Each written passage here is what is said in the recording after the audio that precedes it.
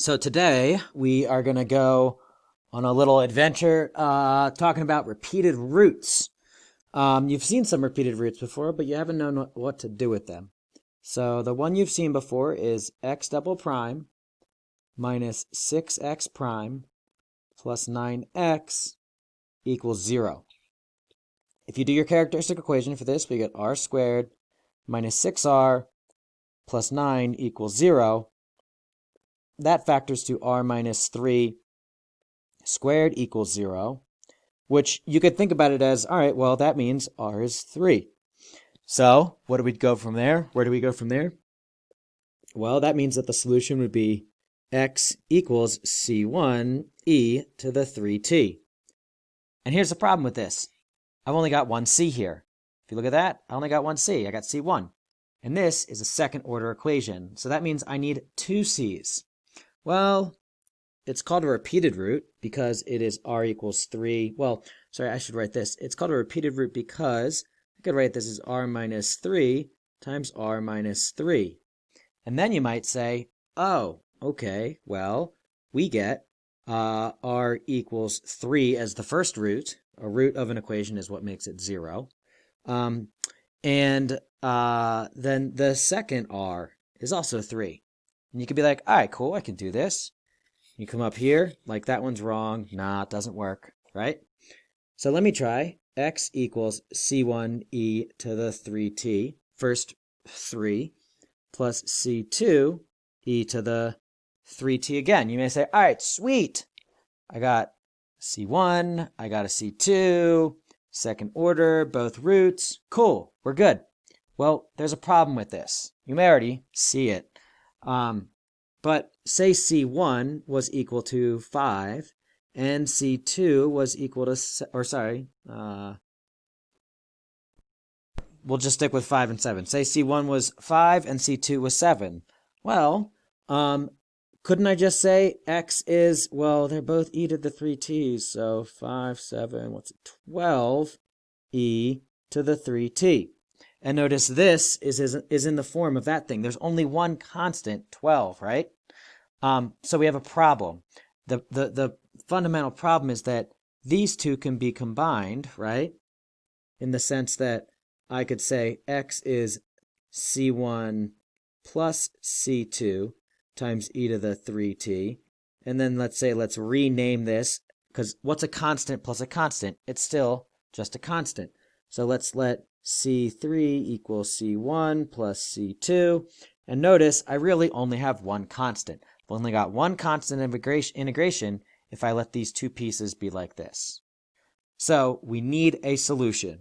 And in order to get to a solution, we need to kind of formalize what the issues are that we're talking about here. So this brings us to what is called linear independence. Linear independence is typically something that you talk about in a linear algebra class, but it's a huge part of differential equations and decision making when we are trying to decide what paths to take and what to do when we're trying to solve a differential equation. So in order to talk about linear independence, I am going to first define linear dependence. So definition.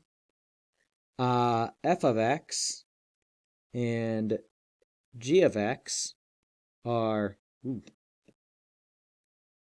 linearly dependent on each other. Linear dependent functions if there exists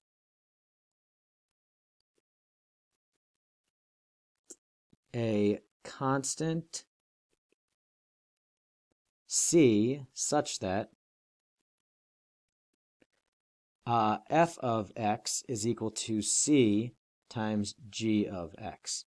Maybe I'll write c is a real number. It's an element of the reals. There's like two vertical pieces on the r there. And it has to be a number right here. We can't have like a function, right? So let me give you a couple examples. Example 1.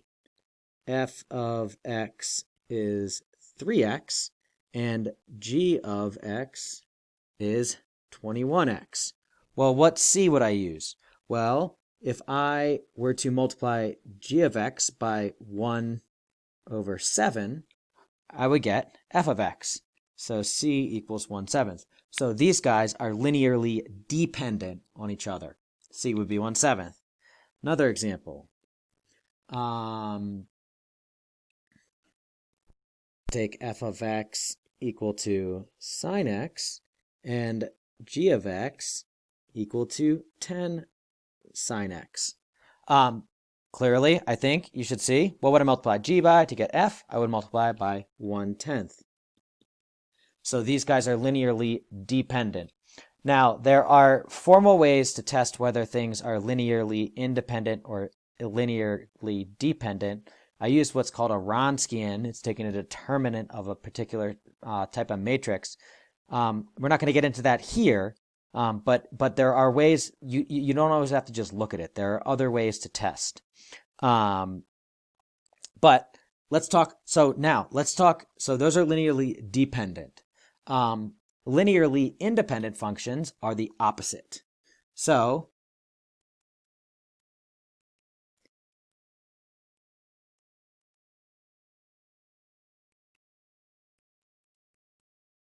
for example, if I had x squared and x cubed, sorry, I should go f of x equals x squared and g of x equals x cubed, right?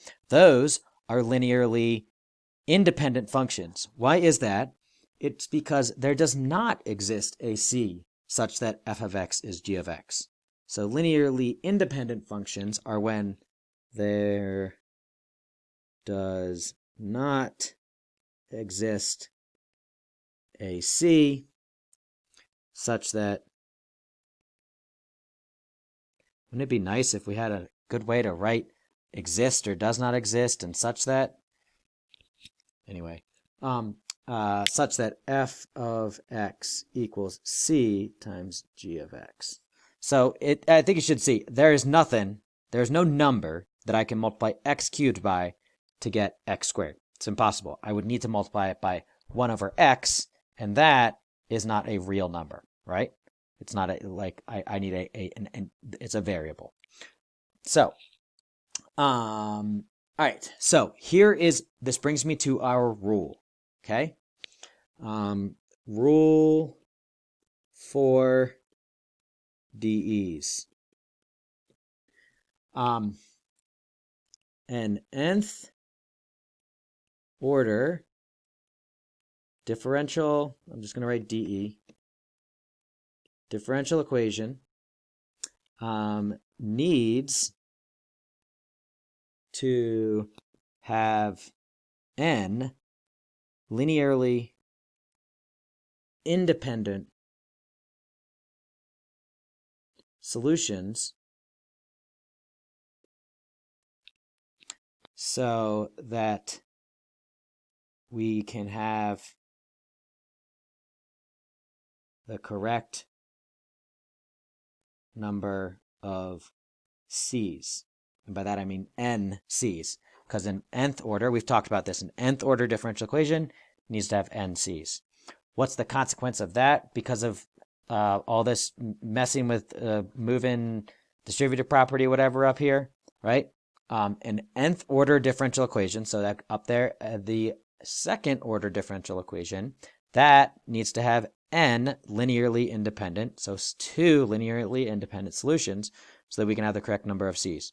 If you come up here, this guy, e to the 3t, and this guy, the other e to the 3t, those guys are linearly dependent, so therefore I can't count this as a second solution.